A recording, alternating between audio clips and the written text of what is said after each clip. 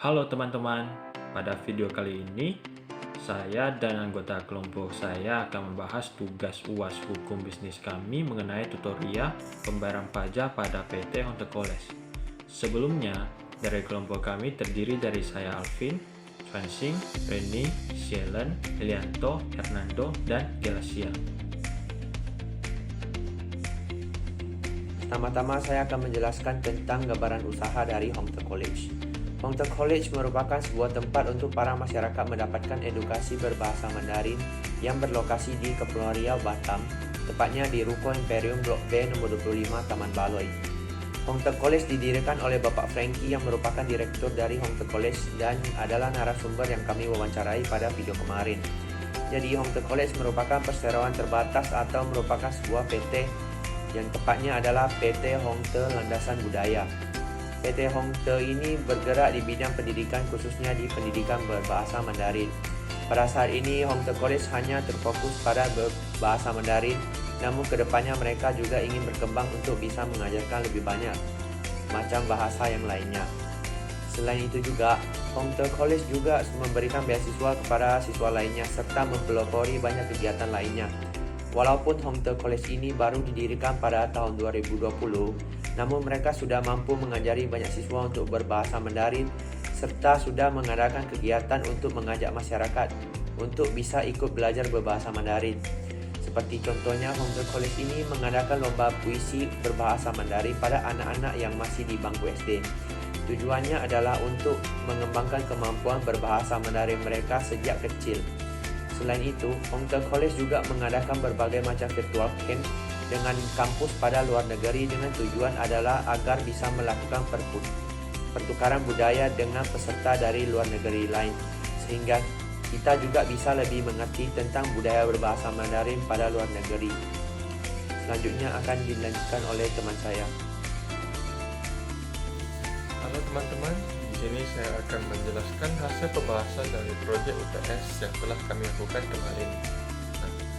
Dapat kita lihat dari hasil wawancara yang telah kami lakukan dengan Bapak Frankie sebagai direktur dari PT Honte College Landasan Budaya yang telah dipaparkan di YouTube bahwa alasan kenapa PT Honte College Landasan Budaya ini memilih persona perseroan terbatas dibandingkan TV atau lainnya.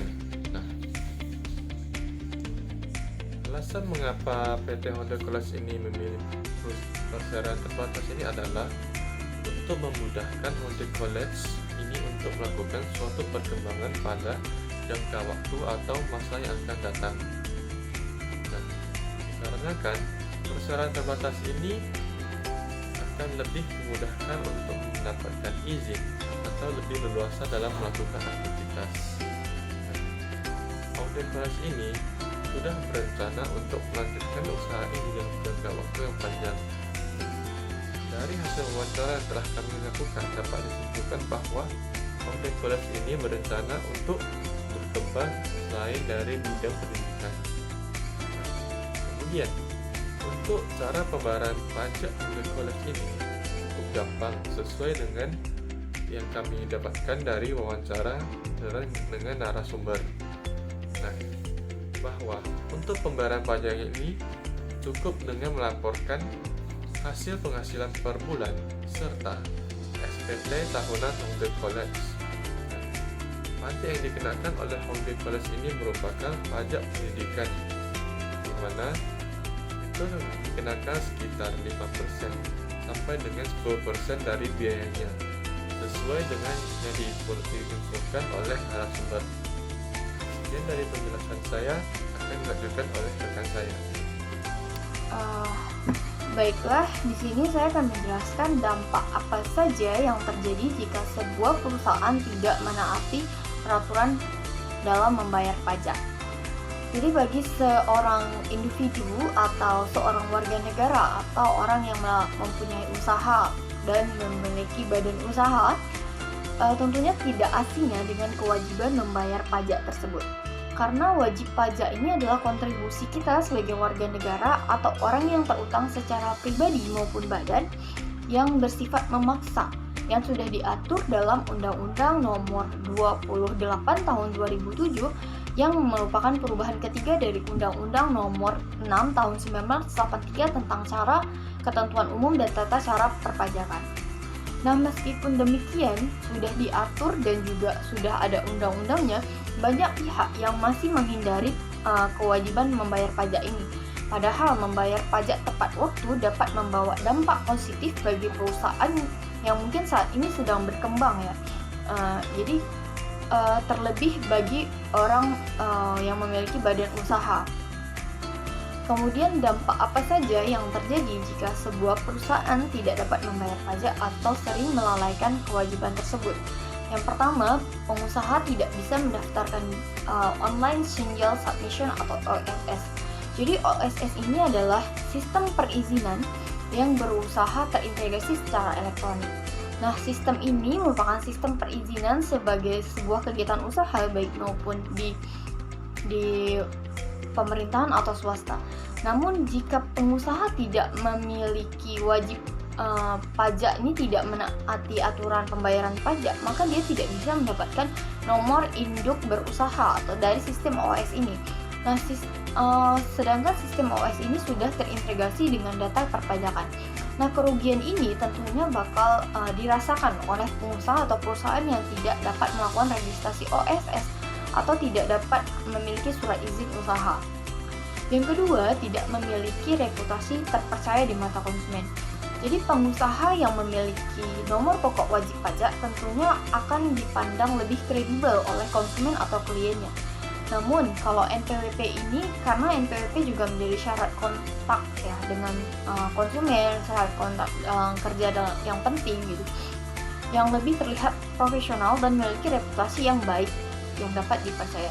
Sederhananya, jika pimpinan dalam perusahaan ini membayar pajak setiap tahun atau setiap bulannya dalam pelaporan SPT-nya juga, maka ini menunjukkan bahwa tanggung jawabnya dan memiliki komitmen tinggi dalam perpajakan pada negara. Jika tidak, maka perusahaan ini tentunya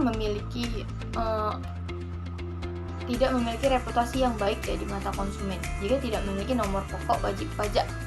Yang ketiga, sulit mengelola keuangan atas pembayaran klien. Jadi kalau misalnya perusahaan ini tidak taat membayar pajak, ini akan berimbas dalam ketika klien meminta penagihan barang nomor faktur wajib pajak.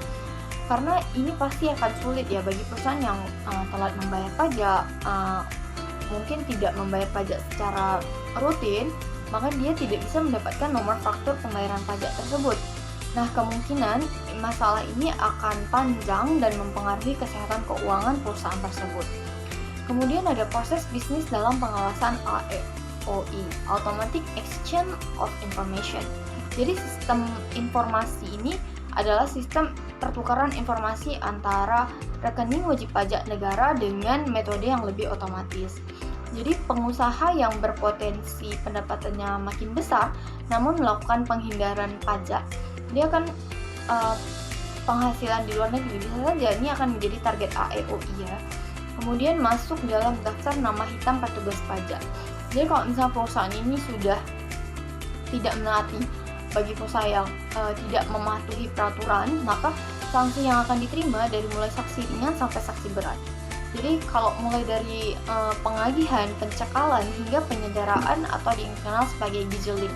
Kemudian DJP juga akan melakukan pemeriksaan yang lebih kuat lewat daftar sasaran prioritas panggilan berpotensi. Kemudian dengan menjadi wajib pajak, dengan wajib taat pajak, maka tentu cara ini lebih bisa menjauhkan dari kerugian-kerugian bisnis yang setelah disebutkan tadi ya. Jadi di sisi lain, pengusaha yang akan turut membantu pembangunan negara dan juga kehidupan masyarakat ini lebih baik dengan terus terang bertanggung jawab dan juga membayar pajak secara tepat waktu dan rutin.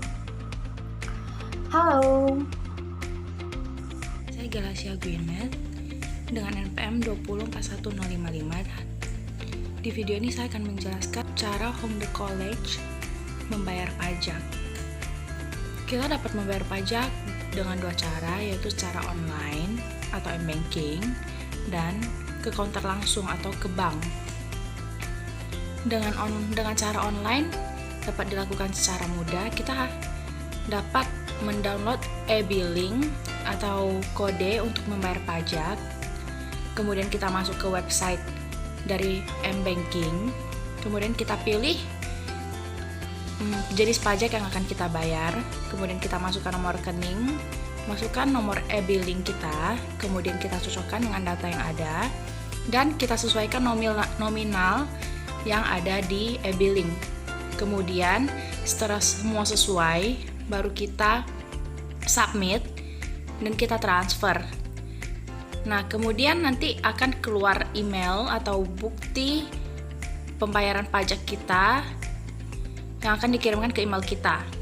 Di sanalah jika sudah keluar berarti kita telah berhasil membayar pajak. Dan cara yang kedua adalah kita pergi langsung ke bank ataupun ke kantor pos.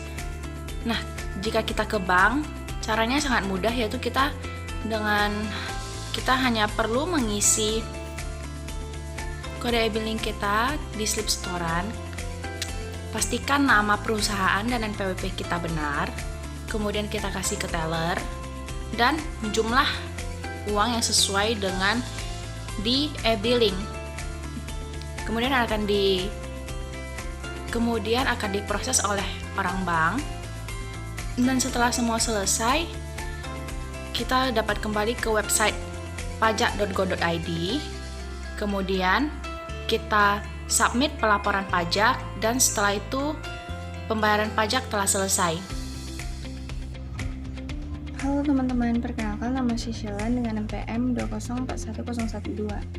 Nah, kesimpulannya ialah meskipun menurut data terbaru Direktorat Jenderal Pajak atau DJP, Kementerian Keuangan Pendapatan Negara dari perpajakan sampai dengan 20 Agustus 2018 sudah mencapai 53,41%, yaitu dengan jumlah sebesar 760,57 triliun. Namun, pemerintah masih mengeluhkan banyaknya perusahaan yang tidak membayar pajak, terutama di sektor tertentu. Maka, sebagai bahan pertimbangan, diharapkan pengusaha dapat bergerak untuk berkontribusi membayar pajak setelah memperhitungkan risiko kerugian bisnis yang akan mereka hadapi. Namun, apabila atau badan wajib pajak tidak taat pajak, maka tidak bisa mendapatkan nomor induk berusaha atau NIB dari sistem OSS. Nah, kerugian ini tentu akan membuat seorang pengusaha tidak bisa melakukan registrasi OSS dan akhirnya tidak memiliki surat izin usaha yang ia jalankan. Pengaruh tidak memiliki surat izin usaha akan membuat kredibilitas perusahaan yang dipertanyakan dan diragukan klien. Nah, kesulitan dalam mencari suntikan modal dari perbankan dan tidak bisa mengajukan kredit modal usaha karena surat izin usaha adalah salah satu syaratnya. Selain karena NPWP sering menjadi syarat kontrak dengan konsumen, pengusaha atau wajib pajak, badan taat pajak terlihat lebih profesional dan memiliki reputasi yang dapat dipercaya. Ini tentu membuka risiko tersendiri pada konsumen yang menjadi ragu pada perusahaan yang tidak taat pajak tersebut. Nah, karena ketika melakukan penagihan barang atau jasa, biasanya pihak klien akan meminta bukti faktur pajak. Sementara apabila perusahaan tersebut tidak menaati aturan perpajakan, tentu akan sulit mendapatkan faktur pajak yang dimaksud. Apabila ini terjadi, tentu akan berdampak pada proses bisnis yang menjadi terganggu atau kurang nyaman karena selalu berada di bawah pengawasan. Resiko masuk dalam daftar hitam dan mendapatkan sanksi yang tegas ini tentu akan membawa pengaruh negatif bagi kelangsungan jalannya bisnis di perusahaan tersebut. Dengan menjadi wajib pajak, badan yang taat pajak tentu dapat menjauhkan dari kerugian-kerugian bisnis yang terjadi. Sekian dan terima kasih.